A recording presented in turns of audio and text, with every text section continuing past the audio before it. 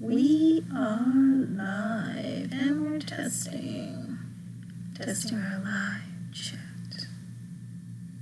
Well, we'll see how it goes.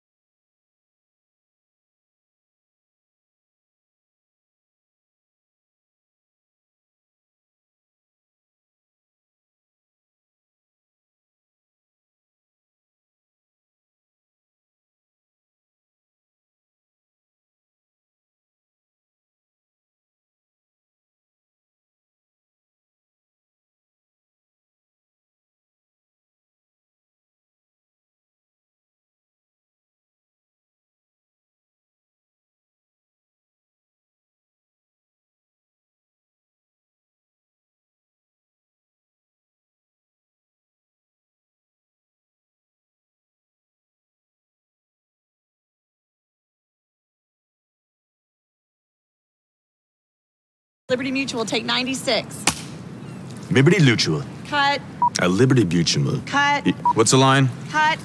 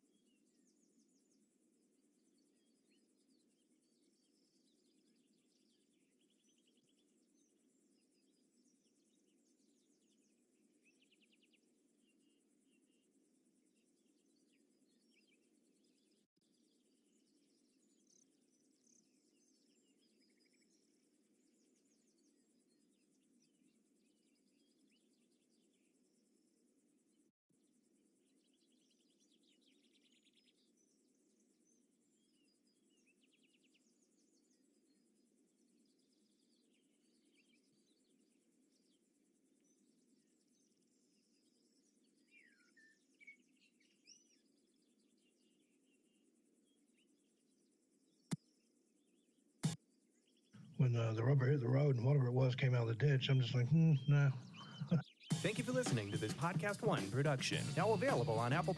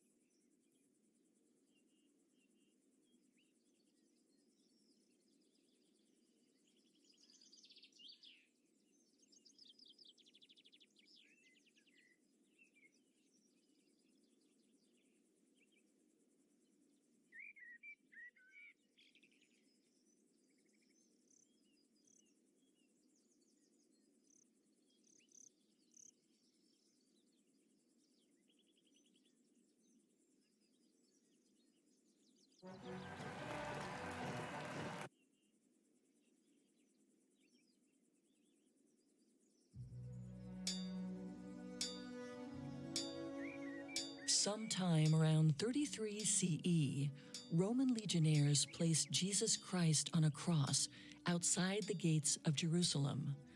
They drove nails into his hands and feet and left him to die. It was a fatal form of torture called crucifixion. According to the Gospel of John, after hours had passed, Jesus was still breathing. To put an end to his life, a Roman soldier pierced Jesus' side with a decorative spear, boasting a long wooden handle and winged blade. Tradition says the soldier was named Longinus. After Longinus stabbed him, water and blood poured from Jesus' wound, and the weapon that caused it was changed forever. According to legend, the spear became a powerful relic known as the Spear of Destiny. Because it had touched the Son of God, the spear's powers granted its owner incredible power in battle, invincibility in life. But dropping it came at a grave cost, immediate death. After the crucifixion, centuries passed away without any historical record of the weapon. Books have been written attempting to track its location. Battles have been fought in its name. Feast days dedicated to its legacy. According to some, the Spear of Destiny fell into the hands of individuals that changed history and shaped the world as we know it today.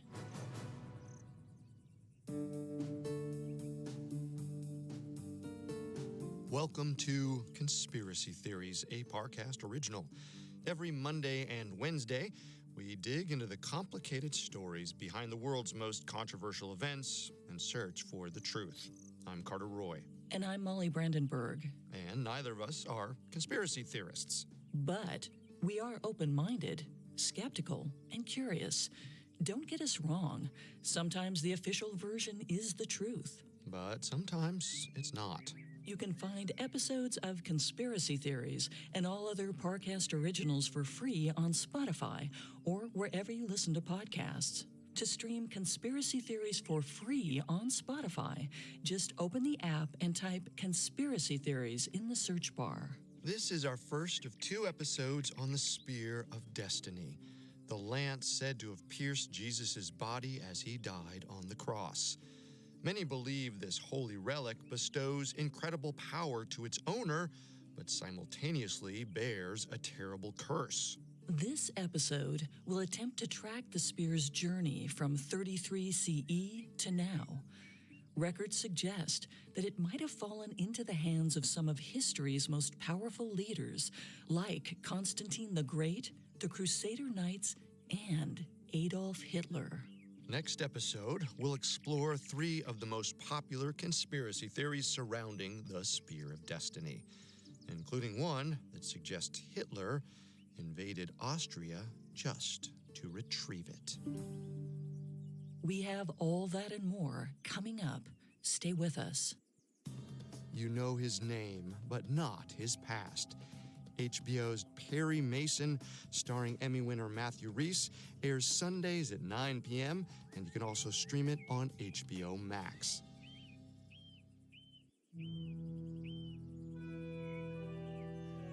Around 33 CE, Christianity was a fringe religion with just a couple thousand followers. At the time, most of Europe was pagan, meaning they believed in more than one god. Early Christians had no central organizing authority, set doctrine, or canonical writings. So it makes sense that after Jesus' death, records of the Spear of Destiny are few and far between. In 64 CE, Roman Emperor Nero made Christianity illegal.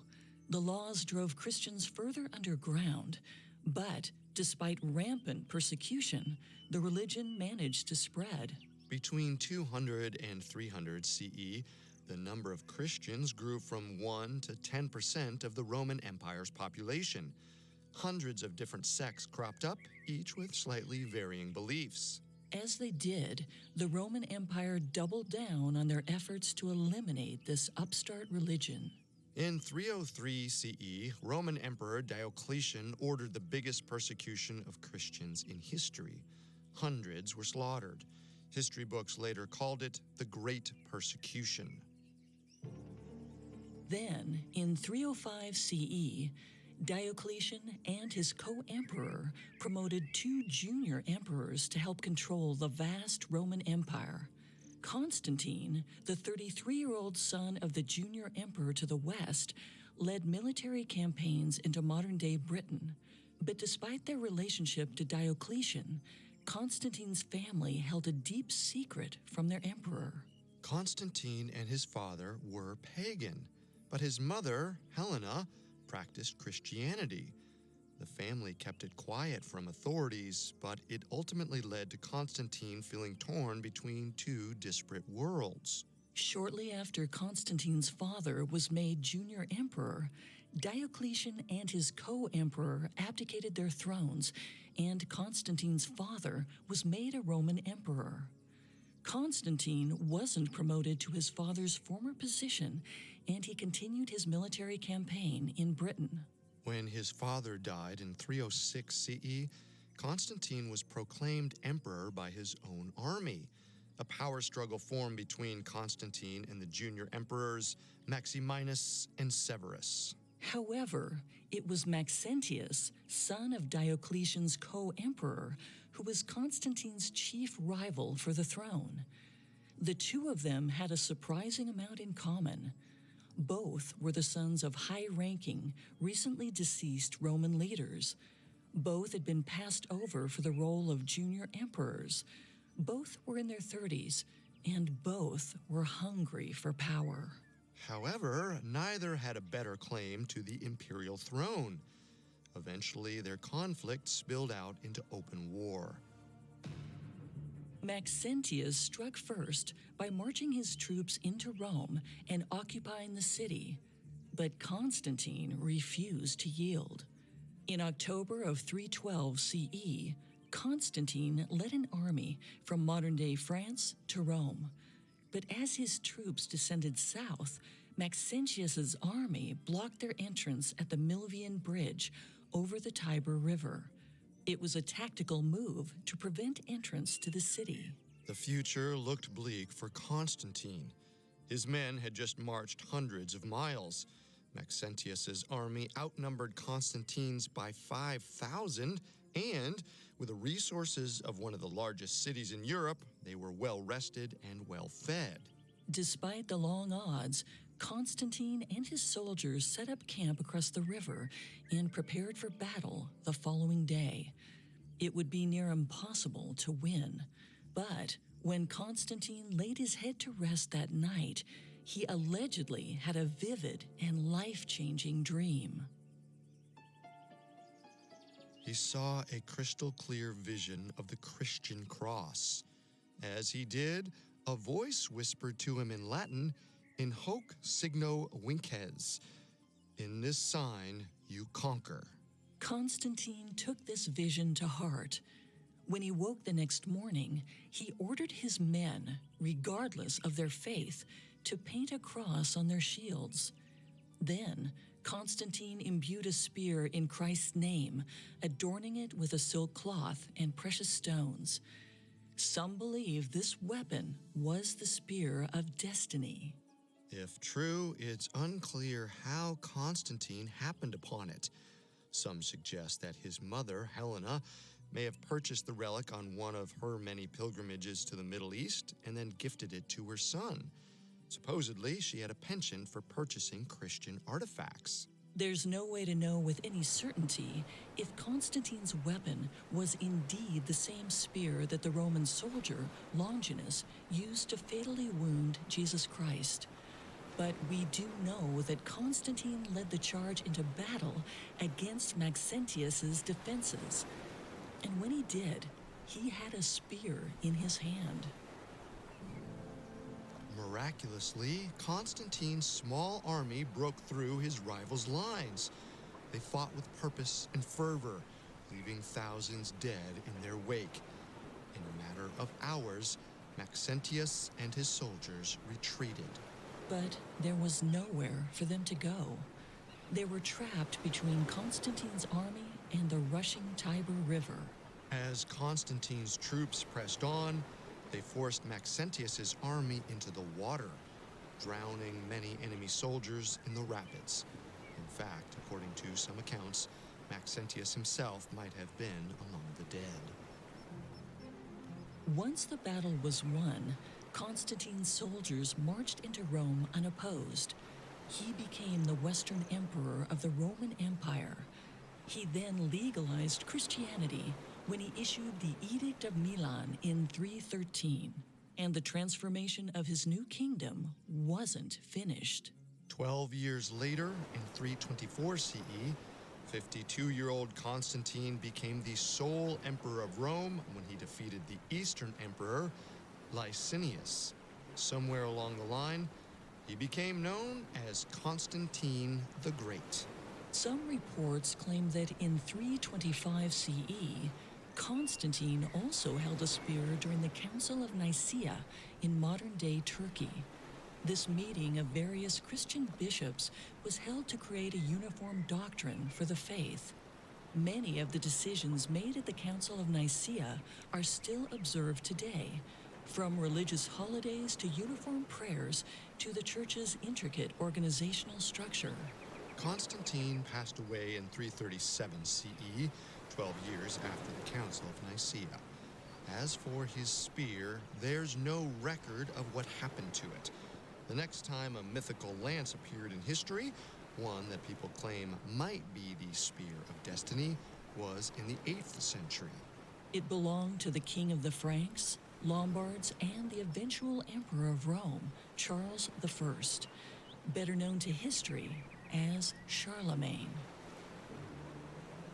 In his lifetime, Charlemagne was an unstoppable conqueror. He united the warring Germanic and Italian kingdoms. He reunited the Western Roman Empire after 3 centuries of disarray. Scholars have called him the father of Europe. Some have wondered how he managed to achieve so much. His secret might be held in the writings of his biographer, a Frankish scholar named Einhard. Einhard wrote of Charlemagne, "The emperor carried the Holy Lance with him on every one of his 47 war campaigns." And according to Einhard, Charlemagne always kept the weapon within arm's reach. Einhard's account isn't the only historical record that might connect Charlemagne to the spear that pierced Jesus' side either. Today, the Basilica of St. John Lateran in Rome still contains a mosaic created during Charlemagne's rule, sometime between 796 and 800 CE. In the mosaic's left-hand side, one of Jesus' 12 apostles, St. Peter, appears to be handing an important item to Charlemagne. It's a long and ornate piece of wood with a scarf hanging near its metallic end. Historian Howard L. Adelson suggests that it might be the first ever visual representation of the Spear of Destiny. In the hands of Charlemagne, it might even be proof of its remarkable power. Coming up, another powerful emperor wages war over the Spear of Destiny. HBO's Perry Mason stars Emmy winner Matthew Rhys in an origin story for American fiction's most legendary criminal defense lawyer. Catch up on the series The Washington Post calls superb and Vanity Fair lauds as engrossing and unpredictable. Set in 1930s LA, Mason finds that uncovering the truth means exposing a city full of corruption, and everybody is guilty. Co-starring fellow Emmy winners Tatiana Maslany and John Lithgow, Perry Mason airs Sundays at 9 p.m. on HBO and stream it on HBO Max. Now, back to the story. According to legend, the Spear of Destiny pierced Jesus Christ on the cross in 33 CE. 300 years later, Emperor Constantine supposedly wielded it as he made Christianity the official religion of Rome. Nearly 500 years after that, it somehow came into King Charlemagne's possession. But after Charlemagne's death in 814 CE, documentation of the spear disappeared for a century. Then, in 912 CE, a minor German duke named Otto of Saxony died. His third son, Henry the Fowler, took the title amidst considerable controversy. For 6 years, Henry faced disloyalty and treacherous plots. His greatest critic was the king of East Francia, Conrad I. But Conrad died in 918. 1 year later, Henry the Fowler became the undisputed Duke of Saxony and elected King of Germany. But the scramble for power ignited something in Henry's heart. He was no longer content with his title as king. Henry set his sights on becoming an emperor. At the time, Germany consisted of a handful of independent duchies, meaning lands ruled by a duke. Through a series of negotiations and battles, Henry consolidated the duchies into his growing kingdom. Like Charlemagne, Henry had his own chronicler, Bishop Liutprand of Cremona. In Henry's quest for power, Liutprand documented a negotiation between Henry and King Rudolph II, the ruler of the Burgundy, now modern-day France. Henry wanted to absorb Rudolph's land into Germany without a war. But when Henry presented his bold proposal to Rudolph, the Frankish king presented a counteroffer. If Henry left his kingdom alone, Rudolph would give him a powerful spear. According to Liutprand, Rudolph claimed the spear held magical properties. Whoever owned it was guaranteed victory on the battlefield and authority over so-called spiritual forces. The weapon, the king claimed, was imbued with the power of God. Henry accepted Rudolph's offer. In return for the spear, he gave Rudolph some land and treasures and allowed him to rule freely without Henry's interference. Henry's spear was made of steel, iron, and brass. If it was the Spear of Destiny, it had apparently been modified since Jesus' day. According to legend, the lance was made of the same nails that held Jesus on the cross. Given that the spear existed prior to the crucifixion, it's unclear how that happened. Nevertheless, it became part of the relic's legend. Unfortunately, Henry never got a chance to use the spear. In 936, at 60 years old, the leader died from an unknown illness. His 24-year-old son Otto I inherited the holy weapon and his father's kingdom. Like his father, Otto faced rebellion almost as soon as he took the crown. The first 11 years of his rule were marked by bloodshed as he tried to bring every German duke under his heel. One of Otto's earliest rivals was Duke Eberhard of Franconia. He led a rebellion in 937, but Otto swiftly crushed it. Afterward, Eberhard swore his loyalty, but broke his vow 2 years later. In 939, Eberhard led a second rebellion. This time, he allied with two others, Otto's brother Henry and France's King Louis IV. Eberhard's troops outnumbered Otto's. There was no escaping them. One day, while Otto's troops forded the Rhine River, enemy soldiers ambushed his forces. It was the worst possible moment for a battle. Otto's army was split. His advance guard was on one side of the river, while Otto and the rest of his troops were trapped on the other. Otto could only watch as his men fought for their lives. Watch and pray. According to Liutprand, Otto dismounted right before the fight and knelt in prayer before his lance, in which was fastened the victory-giving nail from the hands of Christ.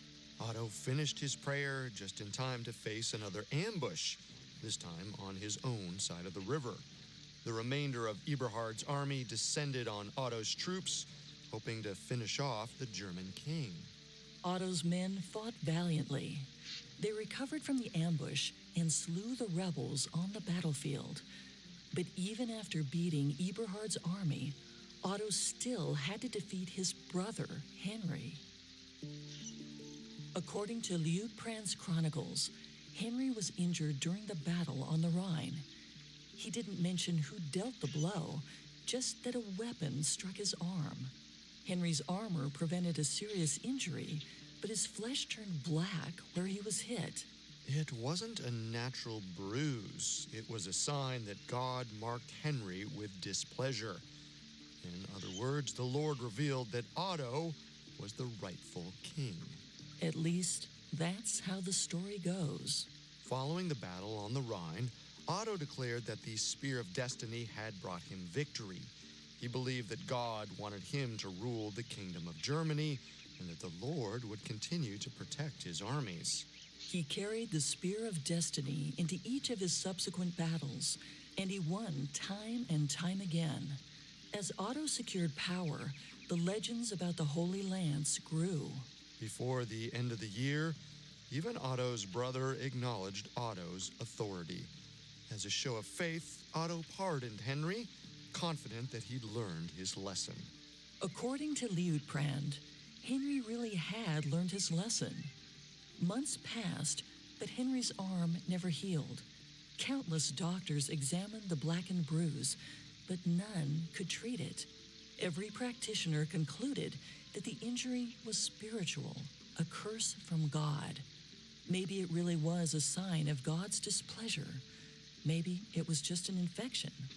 But either way, the bruise apparently killed Henry.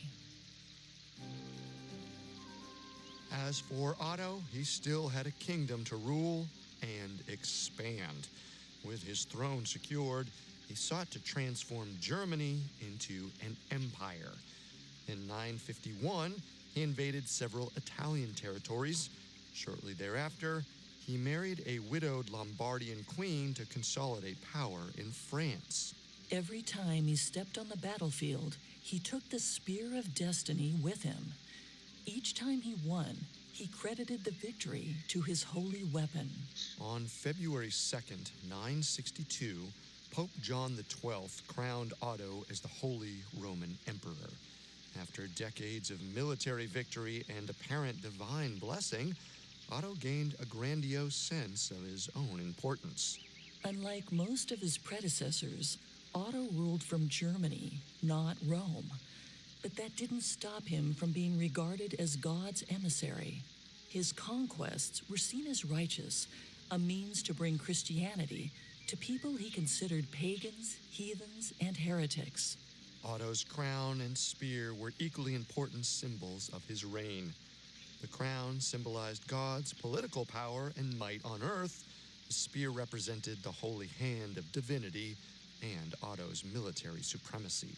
He called the spear Lancia Regis, Latin for Lance of Kings.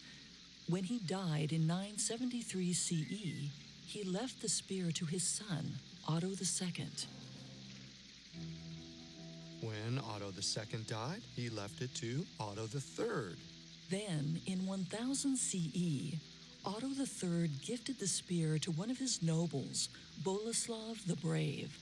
Like Otto I before him, Boleslav wanted to be more than a noble. He wanted to be a king. With the spear in hand, he won a series of battles and became King of Poland in 1025. With his conquest complete, Boleslav stored the relic in a cathedral treasury in Krakow. He supposedly only took it out on special occasions. After Boleslav, the spear's history once again gets muddy. According to the Cathedral Museum in Krakow, the spear never left. It's still on display for tourists.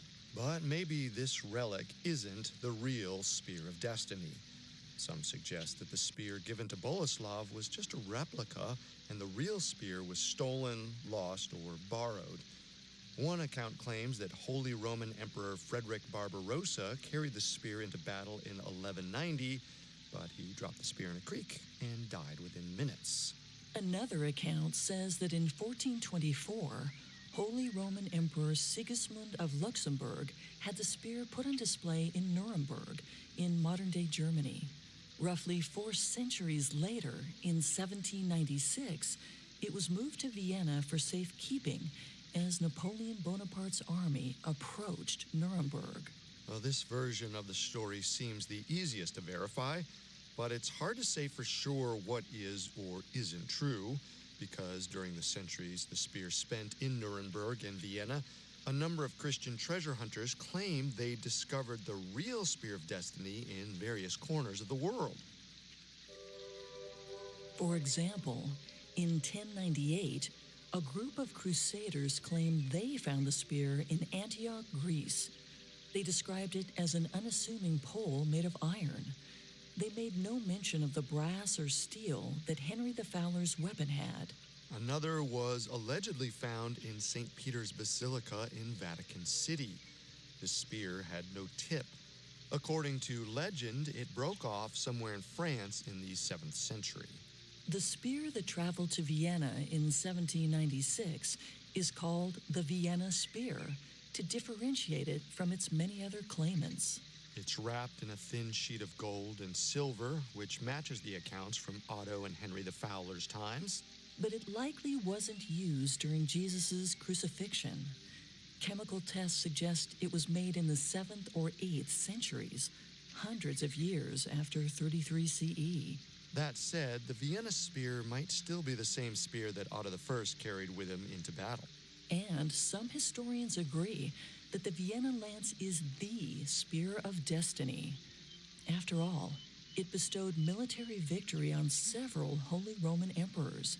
It really did appear to have power, and for that reason, it became a source of fascination for occultists and mystics. During the years that the spear was on display in Vienna, its legend only grew. And those legends are how it came to the attention of one Adolf Hitler. Coming up, Hitler uses the spear to conquer Europe. Now back to the story. Many have attempted to track the legendary Spear of Destiny through history, from the time it pierced Jesus' side all the way to Otto I's reunification of the Holy Roman Empire in 962 CE. And its story didn't stop there.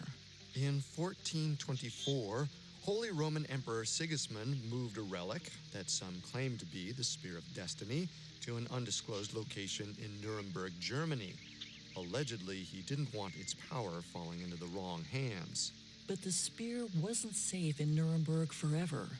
4 centuries later, in 1796, Napoleon Bonaparte's army was on the warpath. As his French forces approached Nuremberg, the city's mayor and other leaders gave the relic to a baron in Vienna for safekeeping. When the Holy Roman Empire dissolved a few years later, the baron sold the spear to the Habsburgs. The Spear of Destiny was put on public display. Artists, writers, and musicians were able to view the ancient holy relic and be inspired by its might. In 1882, German composer Richard Wagner wrote the popular opera Parsifal. Though the story predominantly focuses on the Holy Grail, the Spear of Destiny plays an integral role as well. The production tells the fictional story of Parsifal, a pure-hearted knight who seeks a cure for a king who's been stabbed by the Holy Lance. Along the way, an evil wizard tries to corrupt him, but Parsifal defeats the wizard using the Spear of Destiny and later cures the king. The opera was a hit. Productions continued long after its premiere in 1882. In fact, it continues to be performed today. But in 1908, a 19-year-old aspiring artist named Adolf Hitler fell in love with Wagner's music and the opera's story.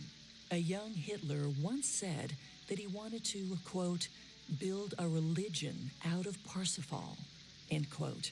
The statement is likely in reference to some of the opera's themes. Most historians agree that Wagner was anti-Semitic. These beliefs are imbued within Parsifal. The storyline depicts characters that are considered pure of blood using occult objects to defeat their, quote, corrupted enemies, a euphemism for Jewish people. And one of those occult objects, the Spear of Destiny, just so happened to be in Austria, Hitler's home country, at the Hofburg Palace Treasury, not far from where he lived. Hitler was born in Austria, but he identified as German and nothing else. In 1933, Hitler clawed his way into becoming Chancellor of Germany. In a speech to his country, he promised a return to the glory days of German power. By the end of 1934, 45-year-old Hitler assumed full dictatorial powers. Then, in 1935, artist Kay Stauber painted a portrait of Hitler. In the background, an eagle soars through a red sky. In the foreground, Hitler stands before an army of Nazi soldiers holding what some claim to be a spear. Others consider it a flagpole attached to the Nazi banner that waves in the wind by his side. Either way, we know that Hitler didn't have the spear in 1935. It was still stored safely in the Austrian treasury. But the portrait was undeniably propaganda, perhaps meant to foreshadow the future. After taking absolute power in Germany, Hitler tried to annex Austria. If successful, he'd have control over the Spear of Destiny. To that end, in 1934, a group of Nazis assassinated the Austrian Chancellor, Engelbert Dollfuss. But that still wasn't enough to give Hitler control of the country. Finally, in 1938, Hitler marched his troops into the Austrian capital of Vienna and occupied the city. Dollfuss's successor, Kurt von Schuschnigg, resigned his chancellorship to avoid bloodshed. And on March 13th, 1938, Austria officially became German territory. Hitler took the Spear of Destiny for himself and brought it back to Nuremberg. According to historian Trevor Ravenscroft, Hitler visited the spear whenever he needed strength. And just over a year after taking Austria and the spear, Hitler seized control of Czechoslovakia. 6 months after that, in September 1939, he invaded Poland. Within a month, his army took Warsaw, its capital city. It was triumph after triumph. But after Hitler conquered Poland, Britain and France decided that they'd had enough. They declared war on Germany. And so marked the beginning of World War II. At first, it seemed like the Western powers were no match for the Nazis.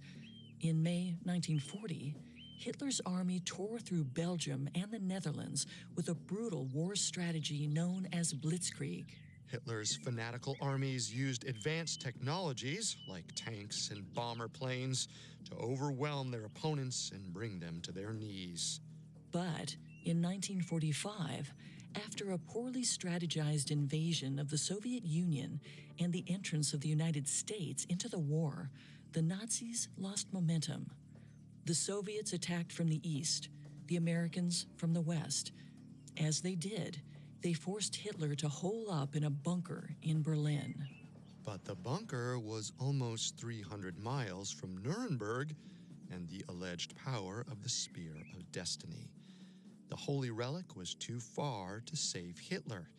In fact, it was about to fall into his enemies' hands. In April 1945, American General George S. Patton and his troops arrived in the city that housed the spear. Shortly after, Hitler and his wife, Eva Braun, committed suicide in the bunker where they had spent 105 consecutive days. Eva Braun took a poison capsule. Hitler shot himself in the right temple. Then, loyalists burned their bodies. Meanwhile, the search for the Spear of Destiny was underway in Nuremberg. During the hunt, a British lord allegedly wondered aloud, "Where is the Holy Lance? If the Russians find it, they will be the masters of Europe." The race to find the Spear of Destiny was on. The United States tasked art historian, medieval scholar, and Army officer Walter Horn with finding the relic. In addition to his expertise, German was Horn's first language, so he had the ability to interview Nazi prisoners. Horn interrogated 21 different Nazi officers, but all he learned was that the mayor of Nuremberg, Willy Liebel, had apparently put the spear in a copper container and given it to an unknown German officer. The Nazi soldier then drove it to an undisclosed location. Horn hit dead end after dead end.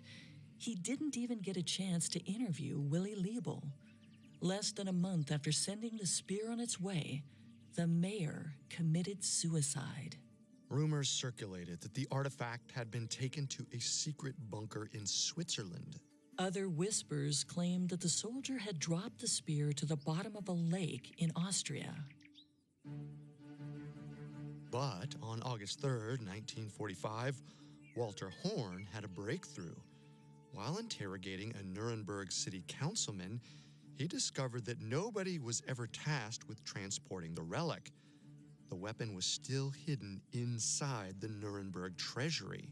On August 7th, Horn took the councilman to the treasury and demanded to be taken to the spear. The councilman brought him 80 feet below the ground, and from behind a brick wall, he unearthed the infamous Spear of Destiny. Under General Patton's supervision, American soldiers brought the spear to Nuremberg Castle. 4 months after the spear left his possession, Patton was involved in a freak car accident. His injuries sent him to the hospital. On December 21st, at 60 years old, General Patton died from complications related to his accident. On January 4th, 1946, the Spear of Destiny was officially returned to Austria. The country's government then put the lance on display in the worldly treasure room of the Hofburg Palace. As of this recording, the Spear of Destiny is still on display in Vienna. You can visit it yourself. Whether or not it, or any others like it, has supernatural powers or a curse is an entirely separate conversation. One that we'll have next time, when we dive into the 3 conspiracy theories surrounding the alleged Spear of Destiny. Conspiracy theory number 1. The spear's occult powers led to impossible victories, but also caused some tragic deaths. Theory number 2, Hitler invaded Austria for the sole purpose of claiming ownership of the magical spear. And finally, theory number 3. Though there are fakes and replicas out there, Hitler, Charlemagne, Constantine, and Otto I all shared the same spear, the same one that pierced Jesus Christ. Maybe the Gospel of Matthew got it wrong. Maybe the 5th verse of the 5th chapter should read, "Blessed is the spear, for its owner shall inherit the earth."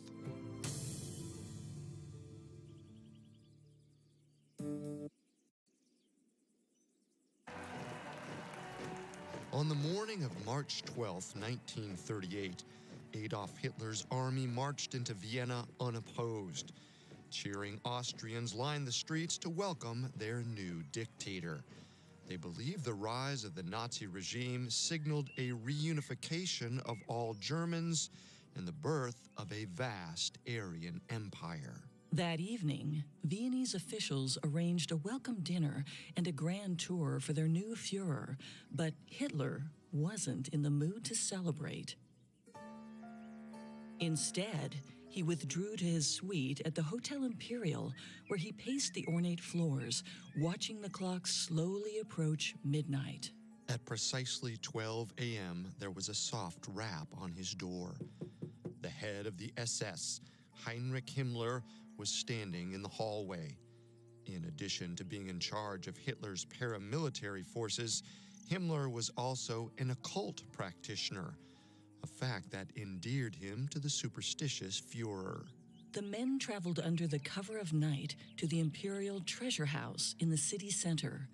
There, guarded by Nazis and encased in glass, sat the sole reason Hitler had invaded Austria: the Spear of Destiny.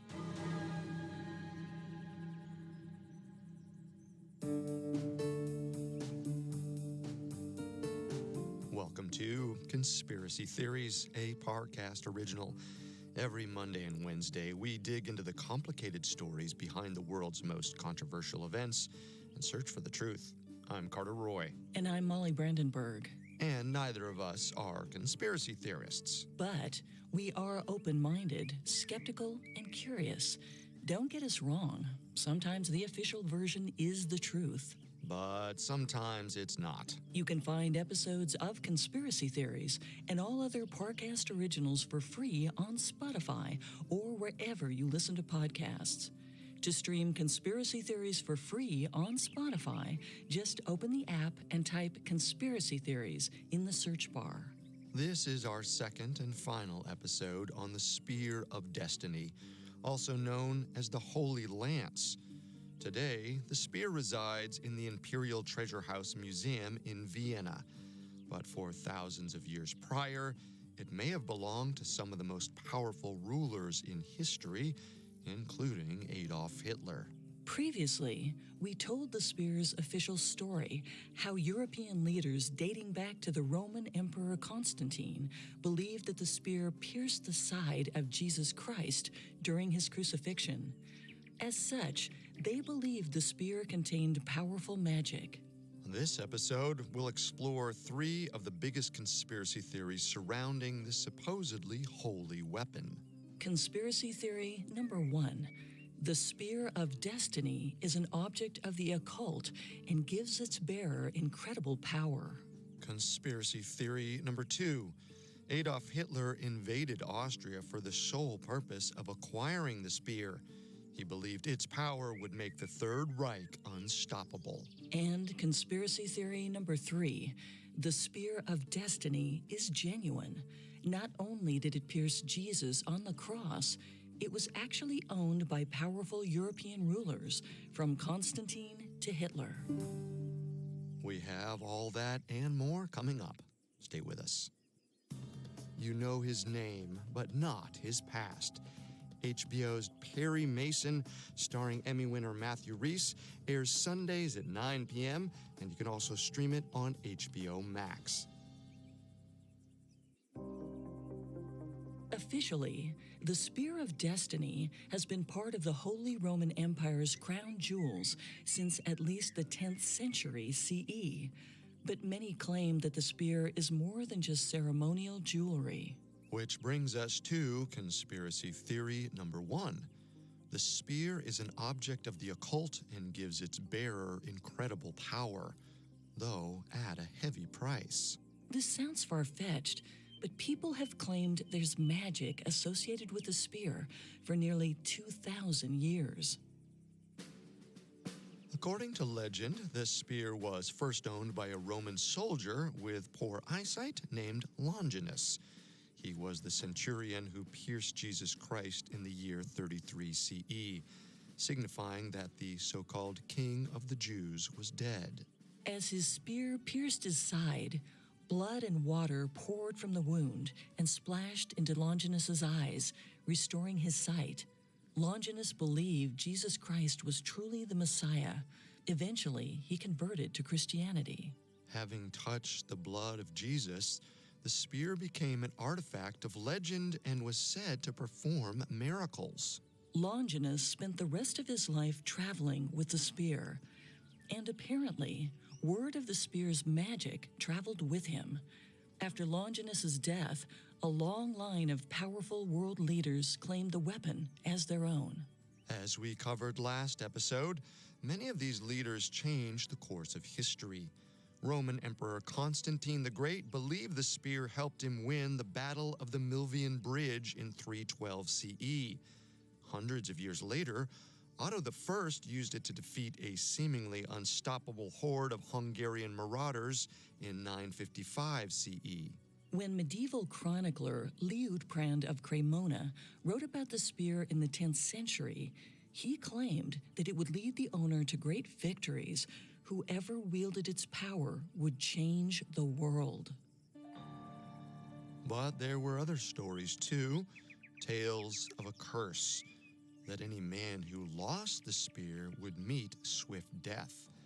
In 936 CE, the king of Burgundy, Rudolf II, gave up the spear in exchange for vast wealth and land. He died within the year.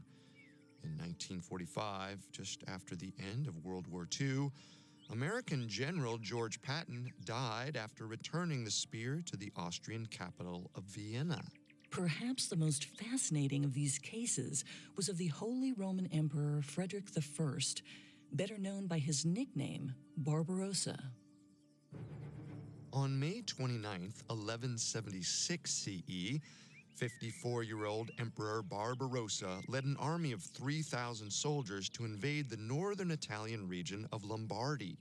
He hoped to add this territory to his empire. But Lombardy's various city-states didn't want to join the Holy Roman Empire. They raised nearly 15,000 soldiers to stop Barbarossa.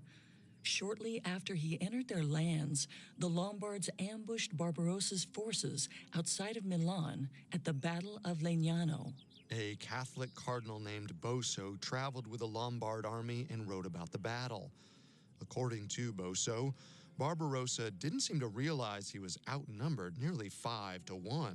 Largely because the Lombards had set a trap to lure Barbarossa into open warfare. 700 scouts were sent ahead to give the appearance of a sparse enemy. Believing this was the entire Lombard army, Barbarossa sent his 3,000 troops to waste the scouts.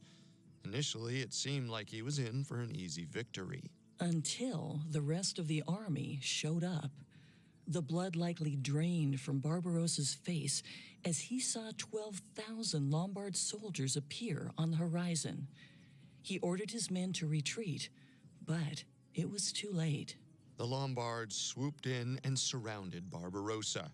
Barbarossa's knights watched in horror as he was thrown from his horse and disappeared into the fray. Barbarossa tried to defend himself, but it was no use. The Lombards closed in, stabbing him with their lances.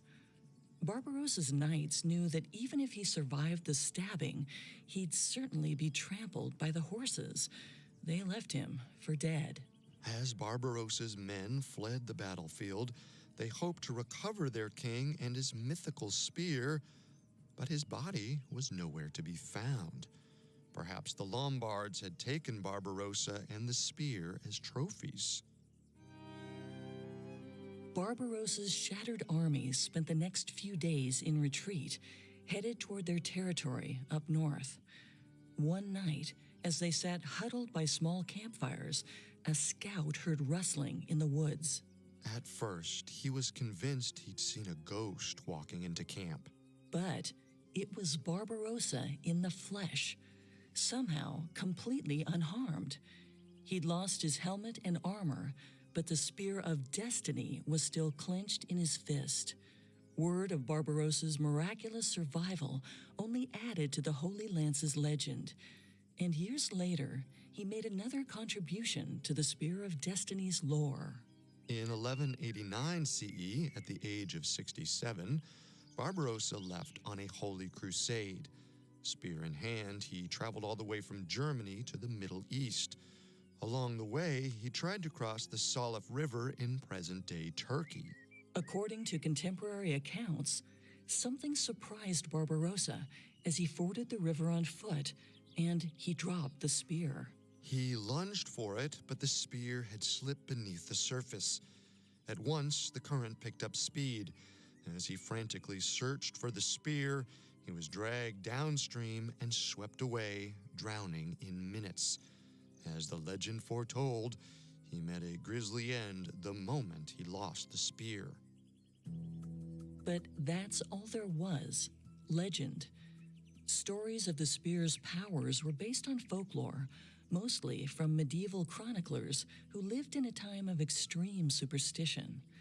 Quasi-historians like Liutprand of Cremona used myth as a basis for much of his writings on Otto I's ownership of the spear. Cambridge University scholar Charles Previtt Orton describes Liutprand's so-called historical accounts as rumors devoid of probability. Fortunately, we don't have to rely on medieval sources for proof of the spear's curse. We only need to look back to the end of World War II. U.S. General George Patton led the American forces who took the spear from Germany after the invasion of Berlin. He held onto the spear for a few months before returning it to Vienna in late 1945. A few months later, he died from injuries sustained in a car accident. Which is strange, but the rules seem pretty inconsistent. Barbarossa died the moment he dropped the spear. Conversely, Patton eked out a few extra months before meeting his untimely end. Well, there's another explanation for that. It's possible that while the spear itself isn't technically magic, it may have had a placebo effect on its owners. If they thought the spear was magic, maybe that was enough to make it so. There's a lot of compelling research on the psychological value of lucky objects. In 2010, psychologist Lisanne Damisch conducted a study on the power of self-efficacy. She gathered 28 volunteers, 80% of whom already believed in luck, and asked them to put a golf ball into a hole a short distance away. It wasn't the easiest shot, but it should have been doable for most participants. However, skill wasn't necessarily a factor. Before beginning, Damisch told half of the volunteers that the ball they were using was proved to be lucky. The results were striking. Participants who believed they were playing with a lucky ball made the shot about 35% more often than the control group. Curious, Dr. Damisch performed 3 more experiments. In the first, she told half her subjects that she was crossing her fingers for them before they performed their task. In the 2 following exercises, participants were asked to bring in their own lucky charms, with only half of them allowed to keep the charm for the experiment. Across every one of Dr. Damisch's tests, the so-called lucky participants performed much better than the other volunteers. The mere belief that something was lucky seemed to be enough to make it actually become lucky. Which could explain how some of the spear's owners perform such superhuman feats. And potentially explain why they met such untimely deaths. If Barbarossa thought the spear made him invincible, losing the source of said power could have sent him into panic mode. From there, a small stumble might have been all it took to carry him out to his watery death. Of course, it's possible the spear truly is magic. After all, there's got to be a reason that believers have sought out the Spear of Destiny for nearly 2,000 years. But no one ever actually saw the spear do anything magical on its own. Emperors may have claimed it helped them defeat massive armies and cheat certain death, but the placebo effect could explain much of that. Therein perhaps lies the real question. What makes something magic? Is magic a powerful outside force, or the belief in something greater than yourself. If it's the latter, then maybe the spear really did have some kind of otherworldly power. On a scale of 1 to 10, with a 10 being the most believable and 1 being the least, we're giving this theory a 4 out of 10. In truth, it probably wasn't inherently magic, though it's impossible to prove otherwise. But sometimes the human mind can perform miracles on its own, and the spear was certainly a conduit. Which kept many people believing in its powers, including Adolf Hitler. It's believed he invaded Austria for the sole purpose of retrieving the Spear of Destiny, then used it to destroy the world. We'll return to our story in just a moment. HBO's Perry Mason stars Emmy winner Matthew Rhys in an origin story for American fiction's most legendary criminal defense lawyer. Catch up on the series The Washington Post calls superb and Vanity Fair lauds as engrossing and unpredictable. Set in 1930s LA, Mason finds that uncovering the truth means exposing a city full of corruption, and everybody is guilty. Co-starring fellow Emmy winners Tatiana Maslany and John Lithgow, Perry Mason airs Sundays at 9 p.m. on HBO and stream it on HBO Max. Now, back to the story. For nearly 2,000 years, people have believed that the Spear of Destiny holds magic power. However, modern-day studies suggest that much of this lore was likely the result of a placebo effect. But science and reason were never known to deter Adolf Hitler. Not only is he rumored to have believed in the Spear of Destiny, many claim it is the sole reason he invaded Austria on March 12, 1938. Which brings us to conspiracy theory number 2. Hitler invaded Austria to steal the Holy Lance.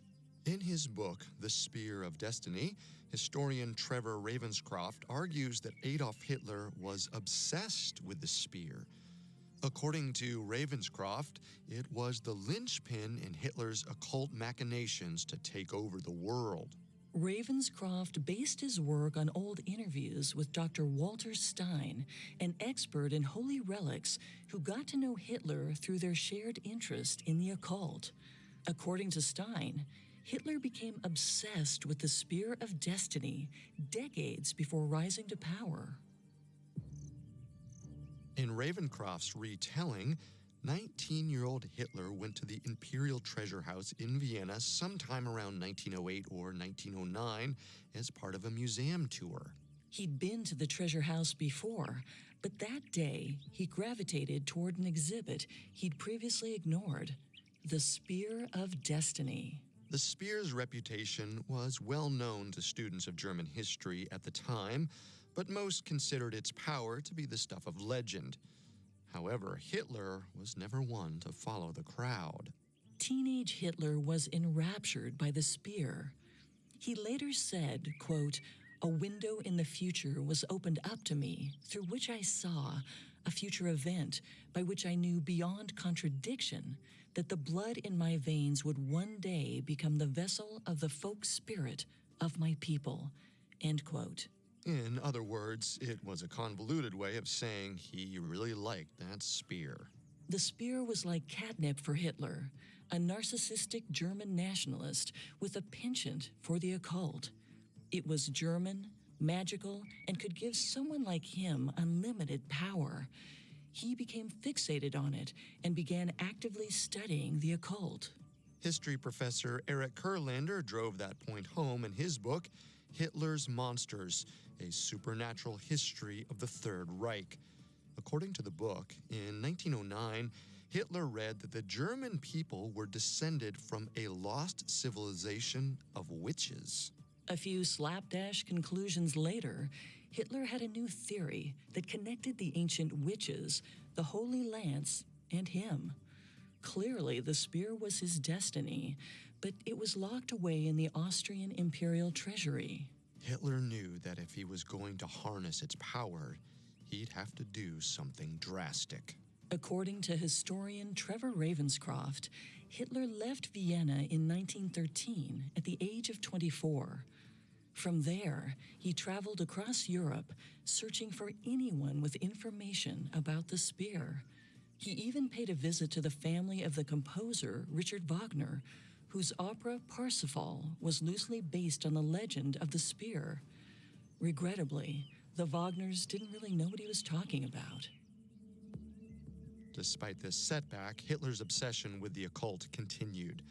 Ravenscroft wrote that when Hitler finally came to power in 1933, he established the Occult Bureau in his government, led by a man named Wolfram von Sievers.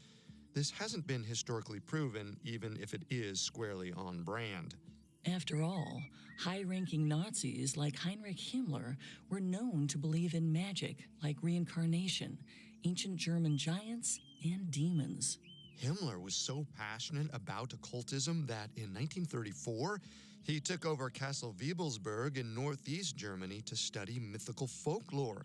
He claimed he wanted his SS officers to be like modern knights of the Holy Grail, figures from medieval legend who hunted for holy relics in order to help the Nazi war effort.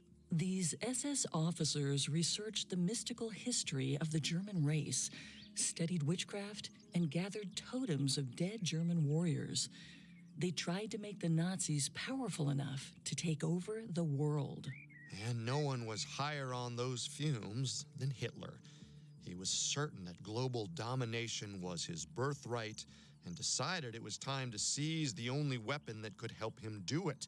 He would take over Austria and obtain the Spear of Destiny. In 1934, less than a year after coming to power in Germany, Hitler ordered the Austrian Nazi Party to stage a coup on July 25, 1934. That day, 10 members of an elite Austrian Nazi group broke into Vienna's parliament building and murdered Chancellor Engelbert Dollfuss. Unfortunately, they hadn't thought to overtake the royal guards. The traitors were swiftly arrested, and Viennese police put down any signs of uprising around the city. Hitler had been bested. But he was far from deterred. Instead, he decided to play the long game.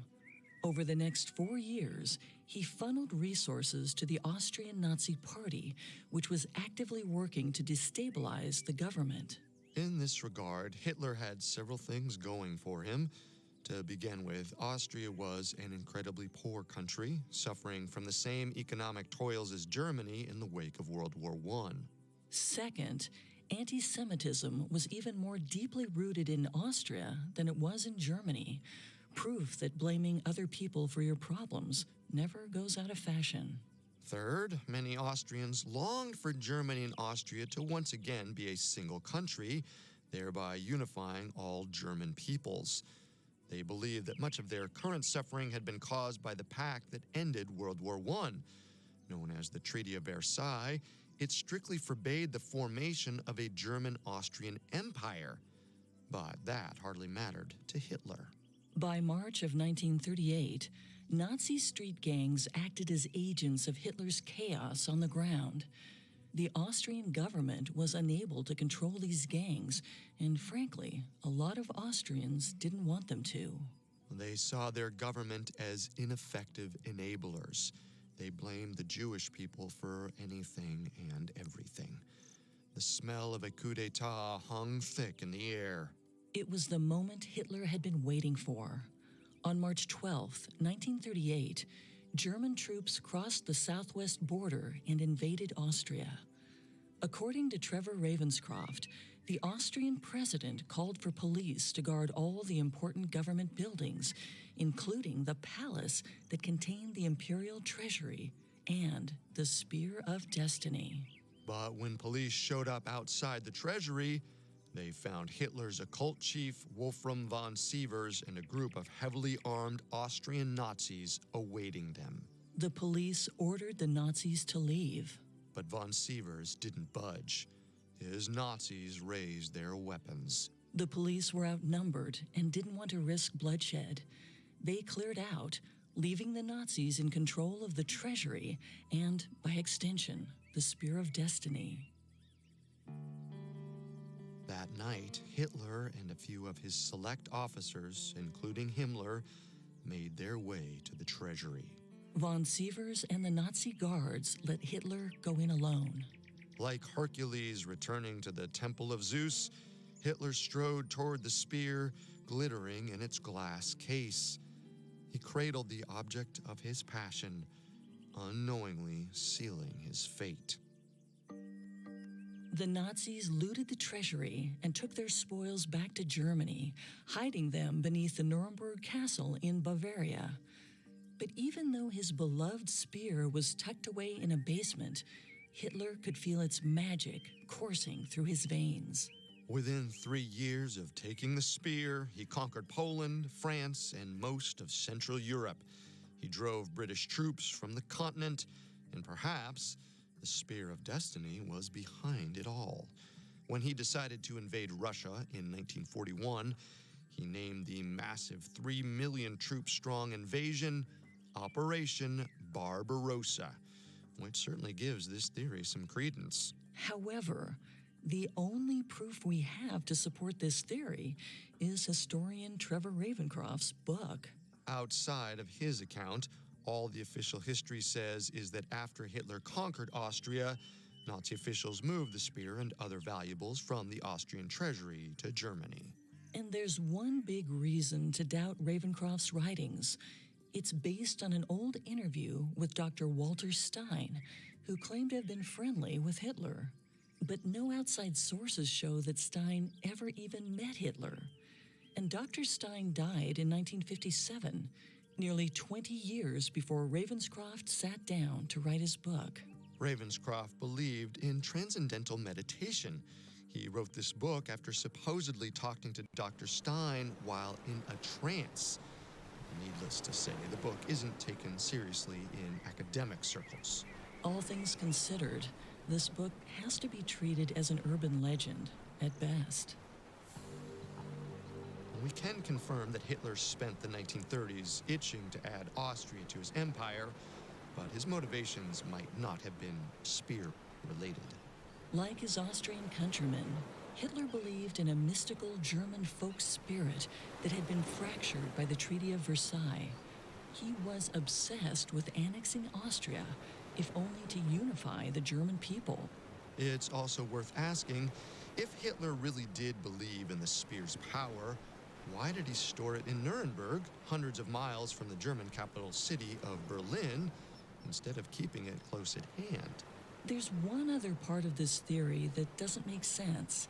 Hitler supposedly seized the spear on March 12th. The feast of St. Longinus, the spear's original owner, was just 3 days later on March 15th.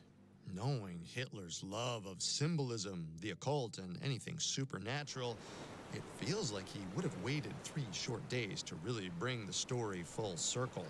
It seems more likely that the spear was just one of more than 650,000 pieces of art that the Nazis looted during this time. I'd give this theory